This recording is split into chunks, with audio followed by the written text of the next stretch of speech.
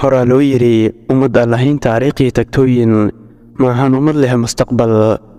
dib u noqoshada dhacdooyinkii taariikhii hore marmarka qaar waxay kaa dhigtaa mid yeesha himilo iyo didiilo ay ka dheeriyeen riyada iyo dhahilsigu. waxay ku gelisaa humaag kuguna beertaa rajo iyadoo kaa dhigta mid ku eega mustaqbalka indhay didiila xambaarsan. waana sababta loo diiwaangeliyey taariikhaha. sirdoonku waxa uu ka mid yahay tiirarka ugu muhiimsan ee lagu qiimeeyo awoodda ay leedahay dowlad. dalkeena Soomaaliya haddii aad dib u baartay safaxadaha taariikhda adoon ku raagin waxaad arkaysaa in xilliyaan fogeyn uu ka jiray dalkan sirdoon ka mid ah sirdoonnada ugu awoodda badan Afrika. sirdoon awood u leh ugaarsashada macluumaadka iyo siraha isagoo raadraaci jiray xog walba uu ka shakiinay dhaawac gaarsiin karta dalkan xitaa haddii uu baaritaanka ula galo uu safrida dhulka Yahuudda xooga ku haysato ee Israa'iil. muuqaalkeena maanta daawadayaal waxaynu ku soo qaadanaynaa dhacdo ka mid ah sooyaalada sharfan ee uu lahaa sirdoonkeenu. magacaygu waa Diin Xuseen Shacab, halkani waa kanalka iftiinka. ku soo dhowaada daawadayaal muuqaalkeena maanta.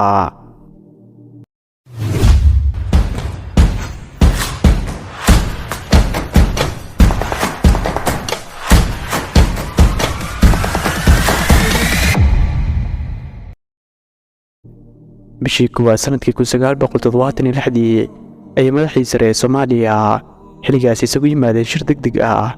shirkan ayaa lagu xaajoonayay xaansha muraaqad sir culus ah oo laga soo dejiyay xafiiska laanta beeraha adduunka ee loo yaqaan FAO oo fadhigeedu yahay magaalada Roma ee dalka Talyaaniga. warqadan waxay sheegtay dowladda Mareykanku doonayso in biyaha ka jirto beeralayda Soomaaliyeed ee ka caba wabiga Shabeelle iyadoo la adeegsanayo mashruuc waraabineed oo loo sameynayo dalka Itoobiya. hay-adda horumarinta caalamiga ee loo yaqaan USAID ee dalka Mareykanka ayaa ku yabooday lacag dhan $920 milyan in lagu oomiyo Soomaalida beeralayda ah iyadoo mashruucan ay fulin lahayd shirkad dalka Israa'iil laga leeyahay.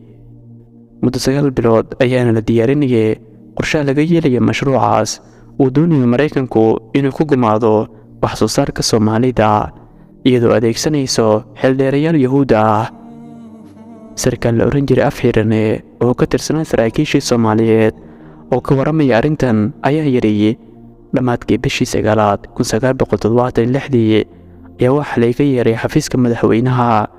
waxay ahayd shaqo dibadeed tii ugu adkeyd ee la ii diro iyadoo ay jirto inuu ahaa sanadkii ugu horreeyay aan soo mooganaa dugsi ugu yaalay magaalada Moscow ee barashada xeeladaha ilaalinta qaranka. waana sanadkii koowaad ee si rasmi ugu howlgalo sirdoonkii Soomaaliyeed ee loo soo gaabin jiray xilligaasi NSS.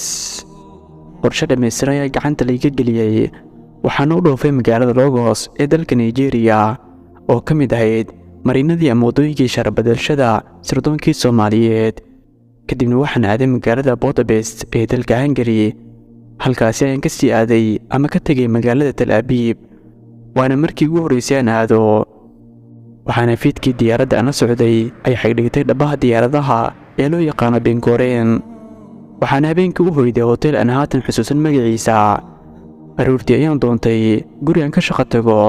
waana guri ka kooban jiif iyo jiko iyo fadhi isku qufulan ka helay oo aan ka kireysay dhismo dhabarkiisu yahay 37 jidka wadada la yiraahdo Yuushac bin Nuun ee magaalada Tel Aviv.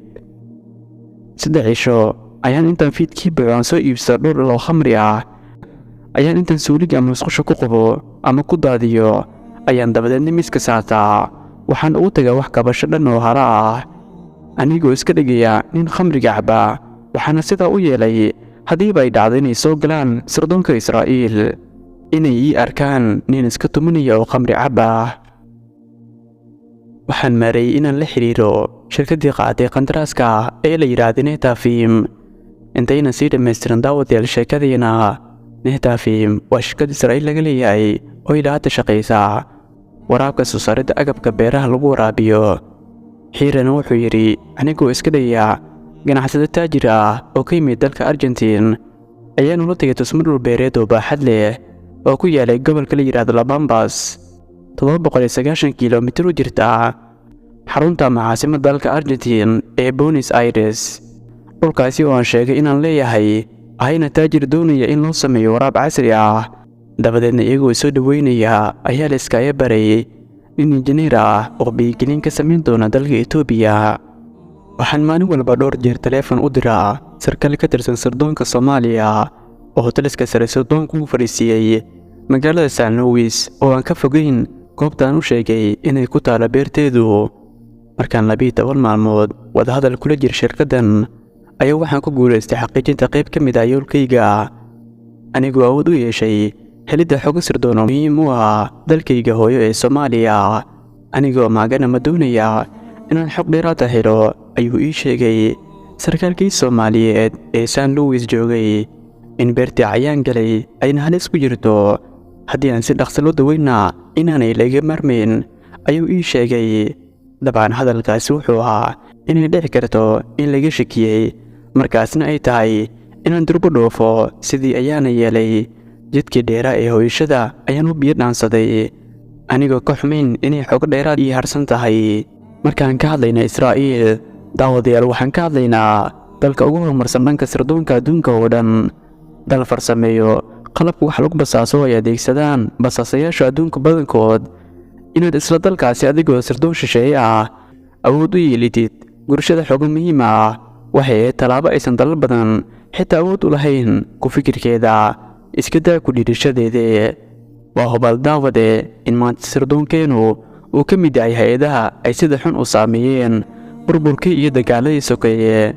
Laakiin waxaa hubaal ah in haddii uu shalay ahaa sirdoon lagu tilmaamo sirdoonnada ugu xeelada badan qaaradda Afrika, aysan fogeen maalintii uu dib ugu noqon lahaa sidii uu ahaan jiray iyo si ka saraysaba. Horaa loo yidhi guri nabad lagama dareemo haddii uusan jacayl dhaba jirin. Maalinta aynu jeclaano dalkeena waa hubaal inuu noqon doono maalinta aynu gacmaha isqabsanno kana tanaasulayno wax waliba. Waxaan soo gaarnay gebgabadii muuqaalka. Haddii aad ka heshay muuqaalkan like saar siina gaarsii saaxiibadaada. Haddii aad nagu cusub tahayna inagu soo biir oo rukuma channelka si ay kuu soo gaaraan muuqaalada aan soo gelin mar waliba. Intaaynu ku kulmi doono kani muuqaalkiisiga fi amaanillah. والسلام عليكم ورحمة الله وبركاته.